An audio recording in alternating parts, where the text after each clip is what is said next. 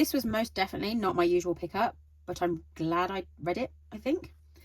Vanishing was beautifully written. It was heart-wrenching, and it's a historical novel which combines a whole mix of themes. There's politics, there's art, there's friendship, and it's all set within 1920s Berlin. So we've got Hannah Sherman, who is a Jewish seamstress working in her parents' workshop, and she's not enjoying a single second of it. She's not wanting to succumb to the ways of an arranged marriage and dreams of bringing her passion to life. For art is love. Being an artist is in her blood. So she does just that. She runs away to a life without boundaries. It sounds perfect. But, as always, this freedom comes at a cost, and cost is something she does not have. So as finances start to dwindle, she seeks out a former customer from the workshop, Elke. For want of a better word, Elke becomes Hannah's muse. You know, Hannah admires, perhaps even idolizes her, and before long that admiration begins to blur into obsession.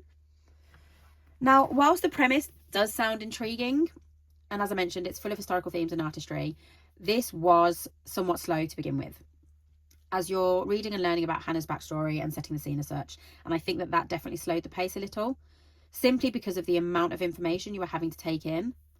But I have to say, you can tell that Rebecca has thoroughly done her research in regards to all of the themes discussed. This novel does an incredible job of depicting how one would live alongside the rise of the Nazis, this emerging new Germany, and that ever-growing dread of what life will be like as time goes on. It all felt so prominent and truly real. Now, Rebecca is an art historian herself, and she had the ability to weave real artists and artistic movements seamlessly into the story. There's mentions of Botticelli, Rembrandt, and I did read her notes at the end, and I really appreciated her sentiment behind the significance of many of the buildings, the streets, and businesses that she referenced within the book, alongside all of the art that's mentioned when Hannah visited the museum in one of the chapters. All of this was genuinely destroyed and reduced to rubble in the fires of 1945. And that, I think, is incredibly poignant. And whilst this story itself, in terms of its characters, is fictional, the historical events and political figures on the whole are not. Now, as for the characters, their interactions and flaws most definitely drove the story. And whether this is entirely positive, I'm not so sure.